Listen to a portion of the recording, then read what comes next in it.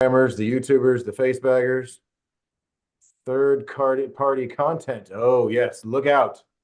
Look out. We are being recorded. We are being live streamed. We are telling everybody what we're doing. I'm going to make sure everything's muted. Make sure you can hear me and you. That's good. I've had a couple of different sound issues recently, which has been less than entertaining. And if I transition the video and the audio to the Facebook, we should have the Facebook. And let me test the sound real quick, and Rob and I can get started. I can cut us in at any point for a replay. Instant replay, nice. And we're good. So, what's today? The 21st of December. 21st of December. So if you go outside today, Rob Carver, is it anything like it was in early August when we did the 24 hours? I say we, I didn't do anything. I just pointed a camera. But the 24 hours, no, 24 tennis lessons in 24 hours.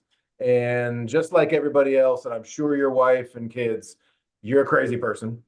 And but I'm sure that Hop on a Cure appreciates everything you've done. Looks like you got your decked out with your outfit and got the shirts and hats. Great shirt, man. You guys ought to go to hoponacure.org and get a shirt. These things are great. They're comfortable. Got a bunch of different shirts there too, and I like the hats. One of the trucker designs, mesh in the back, and they've got some jerseys. They sell out fast, so just keep looking at Hop on a Cure. Anything on Zach Brown Band's website, but hoponacure.org is the site to go to. But before we get into anything we're talking about tonight, I could not have done this, and you didn't make me say this, but I could not have done this without your help. The exciting part and the heart attack I was having was the first day that we opened up registration, we were flying into Boston. We're going to Cape Cod on vacation. And I was just nuts because I kept on looking at my phone, texting back and forth to you. I had people texting me.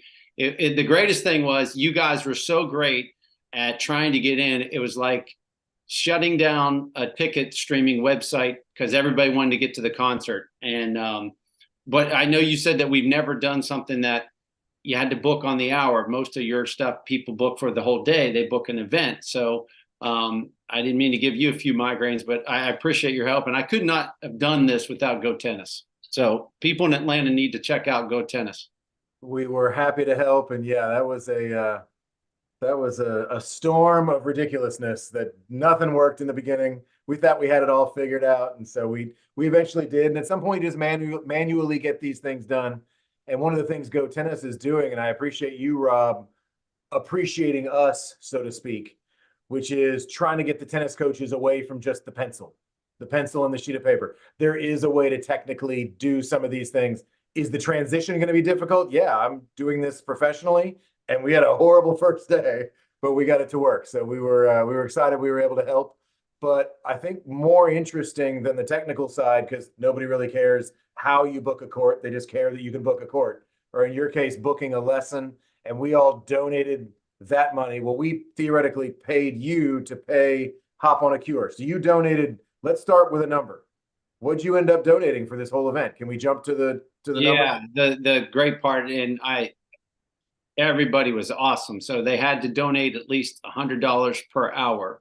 And so I told my wife, I said, well, we'll get at least $2,400, but we ended up raising $7,100. Wow, that is fantastic. And it was great because I had several people say, hey, I can't do this. Where can I donate? How can I do this? And you know, I think the number's probably higher because some people donated to the ALS Foundation. They didn't follow exactly the rules, or maybe I didn't convey it, but Hop on a Cure. And they also donated to Hop on a Cure, which we're so glad the money went there. But they didn't designate for the tennis event because they couldn't do it. It didn't matter. And one of my guys that I coach, he said, hey, I got a $250 donation coming, and my company is also matching that. So should I say the two words that we're probably going to reveal later? Next year, we might get some corporate competition going on and see if we can really bump up the numbers. I've been thinking about this whole thing for several years, and it originated from my sister-in-law who had ALS that lived with us and unfortunately passed away from it. And it was on my mind to do this. And I felt like God told me this March, I need to do it this year. And I guess I brought it to my family's attention in May, which was pretty quick turnaround that we did this thing in the first weekend of August. So I will prepare better next time, and we will get more word on the street out and promote it a lot easier and save each other some gray hairs in the process next time. I will point out it was less than 90 days you gave us to figure this out when you called us up and Since you had said, nothing else to do. I know, right? Because I got a crazy idea. So you're thinking bigger next year? What are you picturing? Or are we not even talking about that yet? We can talk more about that later, but Okay. it's bigger and better, and we're not going small. So, but I wanted, okay, so on the video that I made Monday, I told several people, listen, that several people that were out of town that could not be a part of this. I said, listen, you're going to have your chance to do something good tonight and today. And my mom said, are you going to give them some more lessons because they couldn't get in? I said, well, no, but what we're going to do is remind people this is at the end of the year, and people do year-end giving.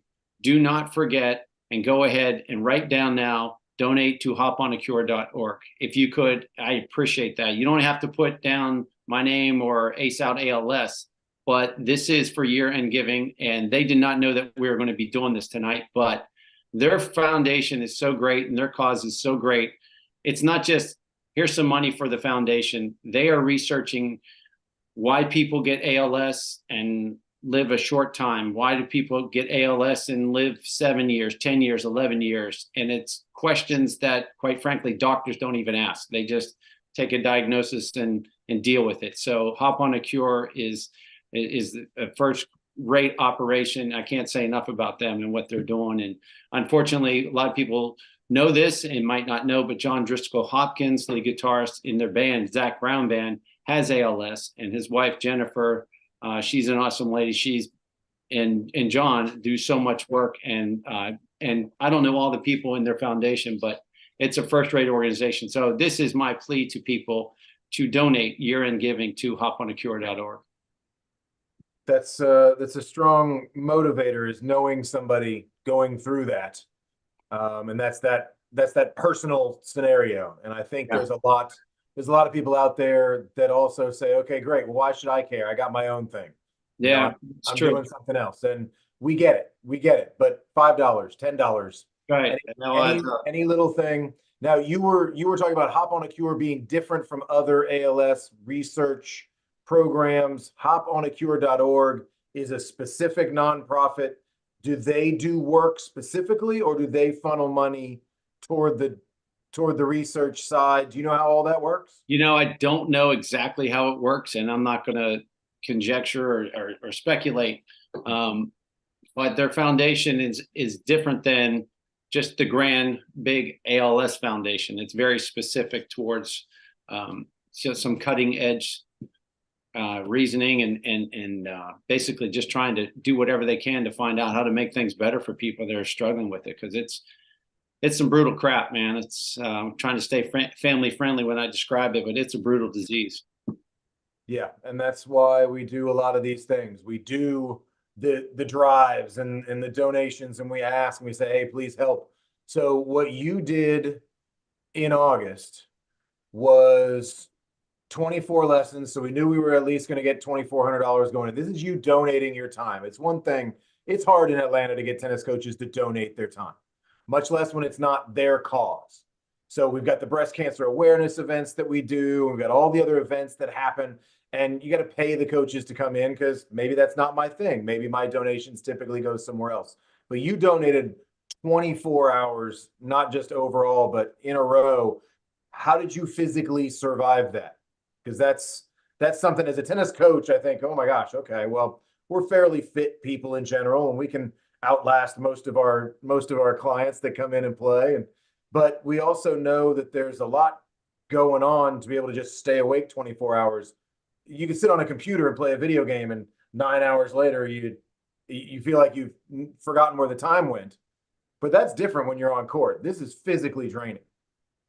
Yeah. my daughter, when I had the first family meeting, she said, "Dad, can you do 24 hours?" And I said, "Well," I said, "I don't have ALS, and I've seen that." So I was motivated, and I really enjoy teaching, and I would rather teach in August than teach, January when it's cold. So you know what? I knew if I said it, I was going to do it. I wasn't going to, there's no wuss clause in this that I was tired. I don't like to use that word ever. And my clients know I don't like to hear that word.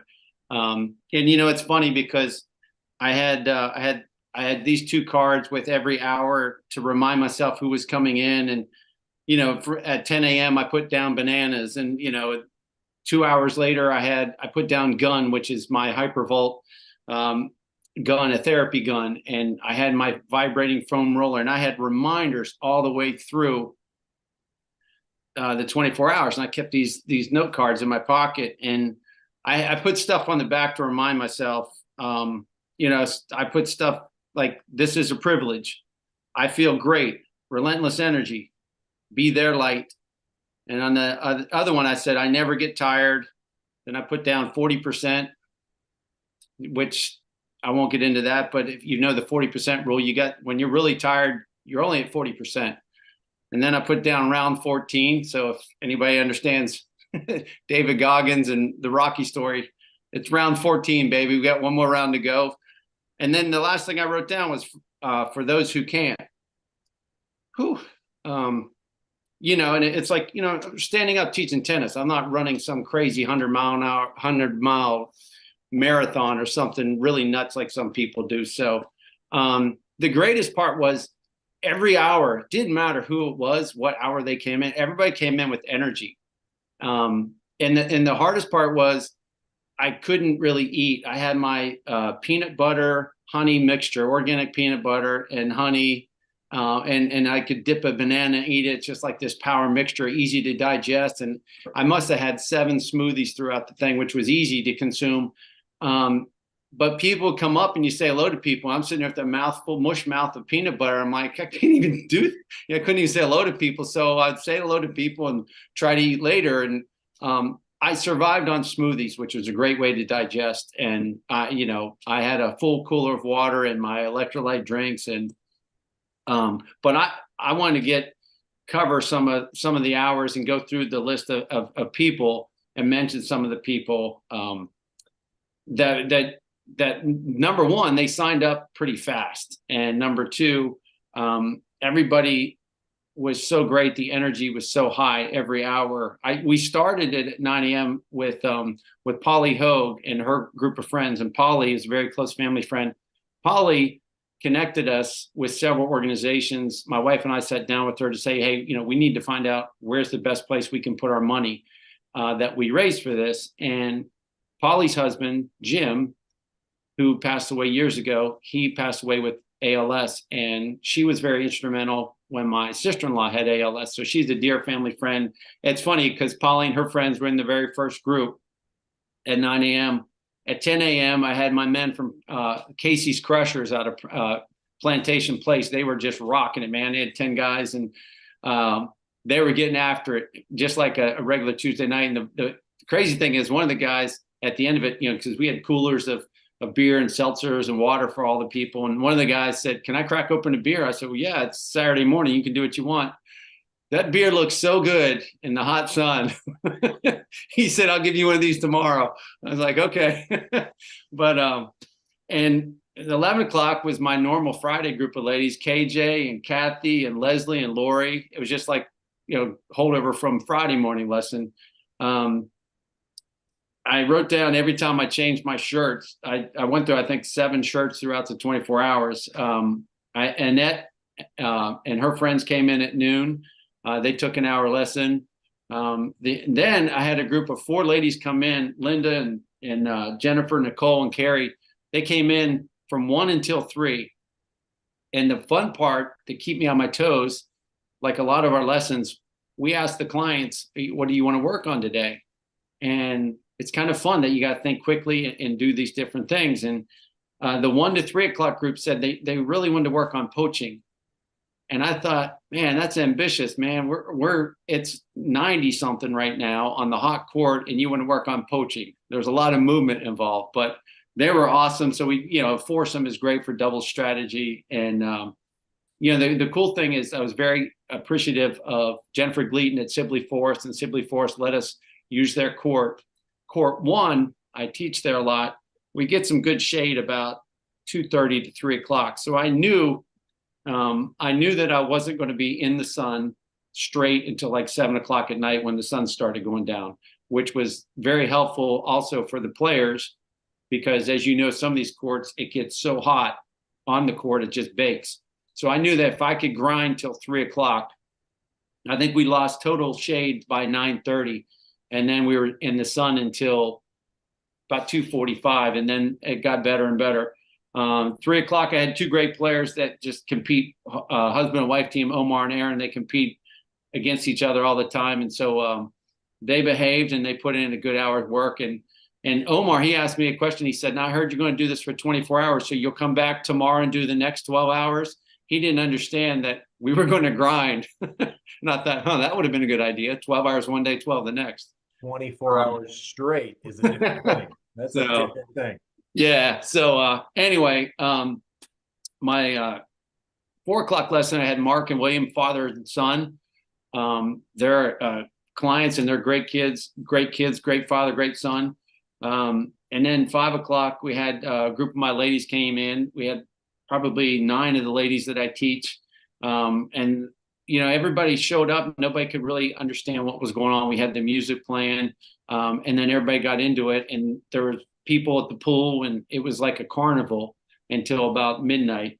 Then 6 o'clock, 6 to 8, I had about 8 guys from Sibley Forest on their high A team, their A team that just got to the city championship. These guys got after each other like it was tryouts for the varsity team. They were trash talking, and it was basically just put the balls out there and let it roll. And people that were walking by, they were just watching these guys because they were so intense, and it was a fun 2 hours. It's funny what you learn from people. The 8 to 9 o'clock hour, got Samantha and Dave. Samantha told me that she had lost her father, I think 10 or 12 years ago, to ALS. And she and her husband were the ones that bought some shirts. By the way, go to GoTennis. You can buy all kind of cool apparel there.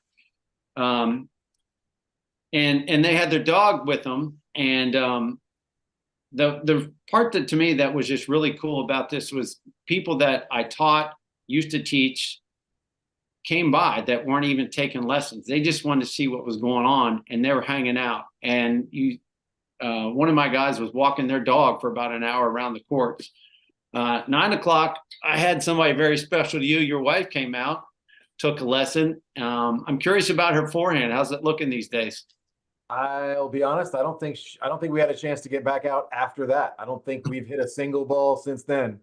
That little boy's chasing him around, huh? Well, with the 1-year-old, it's that. And then we actually had her on court helping the younger kids at Windermere and a few other places. But otherwise, she's been with him a lot. And that's great. It's been a phenomenal adventure for my family and how that is. And those of you who have kids, you've been through that year before. This is my first time. Yeah. And it is fascinating.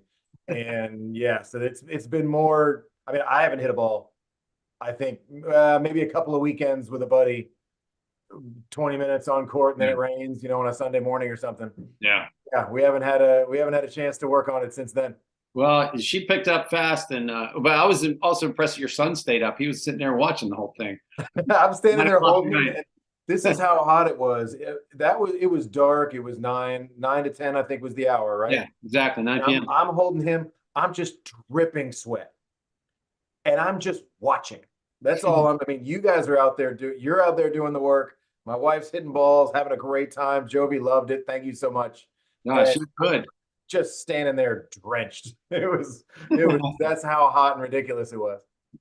But yeah, and then I had 2 guys come in after that 10 o'clock. 2 guys I coached, Ben and Steven, and they beat the crap out of each other. We just did some cross courts, and they had to get used to the lights because they're different lights than what they train under. But they were gamers, man. It's like, knowing these guys, to get them away from, watching a baseball game. I think that one of the guys just came from the Braves game. So, but they were fun. At 11 o'clock, Dave and Jill brought two friends of theirs. And so we had a little mixed doubles lesson at 11 p.m. No, excuse me. And then midnight, I was a private lesson. One of my guys named JT came out, and JT's always been in group lessons, and he said it was the best lesson he'd ever had. But I told him, I said, it's the only private lesson I think he's ever had. So he ironed out some kinks in his forehand, and I think it helped him have a good fall season. And then it got quiet around the courts until about 12:45.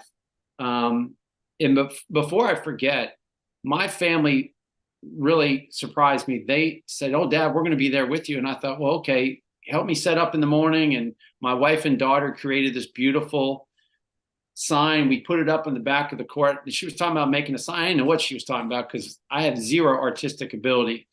But she and my daughter on the dining room table put this probably about an 8-foot sign. Hop on a cure. Or was it ACE OUT ALS was the whole thing. 24 hours of tennis for hop on a cure. It was beautiful. It was blue and white sign, and we got everybody's picture by it. And then they stayed. Somebody in my family, they were there the whole time. So Daddy was never by himself. And, they went back and forth. They got food a couple times, and they set up a fan, and they had an umbrella, and they were comfortable. And I was still shocked, but it was a total team effort. And, at 12:15 in the morning, you're out there one-on-one, and you hear nothing but crickets. It's really nice to have people around. And then some people were at the bars after they left, came back to see if we were still there. Okay, and then about 12:45, all of a sudden it gets louder. 4 kids, 4 12-year-old boys took the 1 a.m. lesson. They live in the neighborhood. They were awesome. And everybody's like, who are these young kids? And, it's their first weekend of school, and their parents let them stay up for this. Yeah. And they basically stayed up, and I don't know how late they stayed up afterwards, but Samuel, Rohan, Will, and Jonas, big shout out to those boys. They're probably watching on Instagram, but they had an awesome lesson, and they were fired up, and it was so cool to see these young kids. And then at 2 a.m., I mean, that was one of the biggest questions was, well, who in the world is going to book a lesson at 2 a.m.? I had 3 guys from Roswell. There's supposed to be more. Maybe some afternoon party discouraged some of the guys. They fell asleep. But from 2 to 4 a.m., I had Steve, Clint, and Andrew. And we did a bunch of 2-on-1 drills. Instead of me getting in there with them, I'd feed the ball, and we did 2-on-1 drills. And they did this for 2 hours. They must have hit probably 500-600 balls each. At 4 a.m., I guess it's the proverbial wall that I hit, because a guy named Thomas, who I hit with from time to time, took the 4 a.m. lesson. And when he booked the time slot, he goes, I'm going to see what you're made of at 4 a.m. And I never really felt like I was hurting. But my wife said to my daughter, she said, Daddy's not looking too good. Because Mr. Tom over there is moving his feet, and Daddy's just kind of swinging. And I didn't feel bad, but I guess I looked pretty bad. So my wife went home and made some power smoothie. And she goes, you need to drink this. And but it got me through it. And so we basically just hit some cross courts and down the line, and it didn't compete. But well, and let me interrupt quickly, because I want to go back to that. You got the 2 guys or the 3 guys working out for 2 hours. So forget the 24 hours of lessons. Forget that it's 1 o'clock in the morning. What a better event that says I can donate whatever money. I can donate my minimum $100. In that case, it was 2 hours. So you had to come up with $200 that you get to donate. It's a write-off, and you get to work out doing one of your favorite things, playing tennis. I mean, if I'm going 2 hours working 2-on-1s, is no joke if you're describing what I'm picturing. Yeah. And that's really how we got good in college, and even after college, hitting with coaches. We know how to work each other out. And that is I mean, they probably burned 2,000 calories in those 2 hours. If you working them hard, doing that right, that's a heck of a workout. So how can that not be worth it? Yeah. And, we did some games in there too. They got competitive, and I never once heard them say, this is killing me or anything like that. And, they came from Roswell, and from the courts where they live in Roswell, it's a good 30-minute drive. And I thought, well, if somebody doesn't show up, like, what do you wake up at 1 a.m.? Hey, honey, I got to go take a tennis lesson, How often does that happen? But they honored their word, man. They're awesome guys. And so I really appreciate that.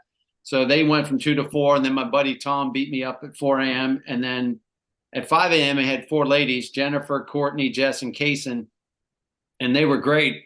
And the funny thing was, one of the ladies looked at me about 5:20. She said, how in the world can it be this hot at 5 a.m.? He said, it's August in Atlanta, And the funny thing is, one of the ladies on her way home, there was a car nearby that flipped over and nobody was hurt, but apparently somebody had too much of a party. And she stood there talking to the lady who had flipped her car. And next thing you know, a policeman shows up. Well, my lady that I coached knew the policeman.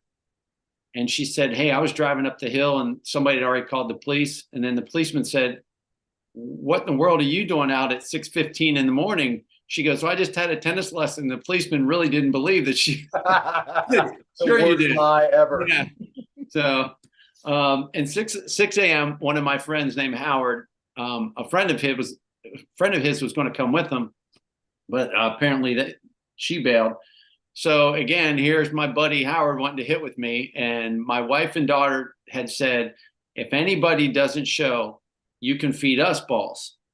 Just say, because you're not stopping. And so my wife and daughter got out there, and I would feed balls, and so the 3 of them had a little mini lesson. So, and it was great, and I'm glad they did that because Howard would have beaten me up too. And at 7 a.m., Brandon and Lindsay, a couple had booked the lesson, and they had about, I think, 6 friends to show up, but they didn't show up, or they weren't able to show up.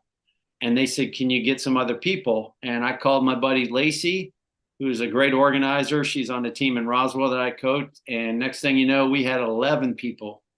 And so from 7 a.m. to 7 a.m. to 9, we had 11 people, and it was awesome. And they got after it, and it was a great way to finish the day because the sun was rising and they were fired up. A lot of them had coffee with them to wake up. And then Jennifer Hopkins, John's wife, showed up about 8:30, and she saw these people just getting after it. And we had the music, and it was fun because people that had shown up 3 and 4 o'clock in the afternoon swimming with their kids came back at 8:30, 9 a.m. in the morning, and the little kids couldn't believe that I was still out there. They didn't understand what it was, but it was great. We had some great support from the community. And we had several people buy some merchandise that we, Hop on a Cure was there. We had some shirts and hats and stuff. So, I mean, it was a fun event, and I was really happy that because we had so many thunderstorms that week and the week before. I was really, the odds, the odds of early August, yeah, getting hit with a shower, right, 5 minutes. I mean, the odds of that happening were low. We knew that when we were scheduling it. Yeah. But to get it all done that's fantastic.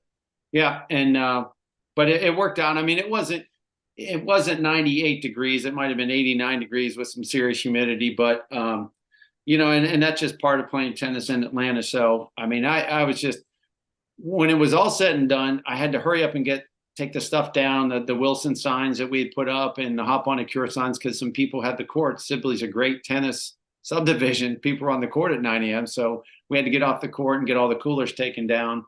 As far as how tired I was, I didn't feel much. I guess it was just an adrenaline high. So when I got home and got everything taken down, I wanted to do 2 things. I wanted to take a shower and I wanted to brush my teeth. I was like, I haven't brushed my teeth since yesterday. The little things that you find are important. When I got out of the shower, I came out of the bedroom. My wife was asleep, so I went upstairs to check on the kids, and it was quiet in my daughter's room. I went to my son's room. It was quiet in his room because they were both sleeping. So then I made myself some eggs, and I started watching a baseball game or some replays.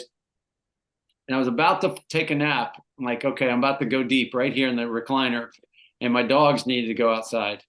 So I took them outside, and I decided I would just stay up. And so I had a great night's sleep Sunday night. And the funny thing was I had my Monday morning team at 9 a.m. and it hit me. I thought, oh, I don't feel like this. And I thought, wait a second, you wimp. you're only gonna be teaching 3 straight hours. How could you? Well, I mean, yeah, you got a great night's sleep, but you're still tired. Right? Yeah, and I You're was, gonna feel that. yeah, I felt just a little groggy for about 2 days. By Wednesday morning, I was back to life. But again, it's not about, I didn't run 100 miles and my legs weren't killing me, so it's just a little sleep deprivation. Mm-hmm. So last last kind of wrap up. We're not going to talk about next year because I've already got some ideas, so I won't throw those at you yet because I'm thinking multiple coaches and multiple courts and carnival and cool stuff, right? Because like I said, the idea of saying, "Hey, I can pay for this hour or a couple of hours and get a phenomenal workout and it's for a good cause" is great. I mean, I just can't imagine a better way to donate money unless it's just extra money and you're just giving money away. And that's cool. Do that too. Hoponacure.org. But otherwise, this is really a great way to be involved in the donation. And this is why we do events like this. So wrap up kind of you loved it, but you were a little tired. Okay, you survived. And you survived and you liked it enough. We're doing it again next year. I think we are, yes, sir. Well, and I the tired thing, it's my kids and adults hear this because I stole it from Lou Holtz, that tired is temporary, losing's forever. So a little tired to raise some money for an amazing cause. I can handle some tired. But yeah, I tell you what, I just felt honored the number of people that supported this thing. To put it together with your help and with my family's help and what we did, and so many people really like hopped on board, pun intended, to do what we did. And you see that? Yeah. So to do it so quick, it was great. And, a couple things I kicked my own butt about, that it was my fault that I didn't check the camera. I had the camera up filming on the court, and people were like, "When did you start feeding balls left-handed?" I'm like, bozo, I didn't turn it around to where it was, But the fun part was I had a lot of guys, and my dad was in the hospital. He fell a couple of weeks before that and broke his clavicle. And at 3 a.m., I'm looking at the Facebook feed, and my mom is watching it. So, it's a good thing that you can, do that. And so next year we'll make sure that we record it from the correct angle, and all those things are going to get better. And right. I think of all the things that we've done, and GoTennis in the same way. Everything we've done this year has been pretty good. Next year, it's not going to be worse. We'll just put it that way. It's only going to get better. We get better at doing these things. We'll have the camera up and we'll figure out how to make all those things work, and everything gets better. And next year, I can only imagine bigger and better, especially now you met Hop's wife. And so there's a more personal connection as well. And they're going to say, "Oh my gosh, this thing actually happened. And this crazy guy decided he was going to teach 24 tennis lessons in 24 hours. And let's do it again. And next year, let's do it even better." No. Well, so everybody, again, your year-end donation, hop on a cure. If you got some extra cash, a little bit, throw some money down. I appreciate it. And I appreciate your support very much. And thank you for your help, Shaun. We will do it again next year, I'm sure. All right. Have a great holiday. Merry Christmas. Merry Christmas to you. Thanks, Rob.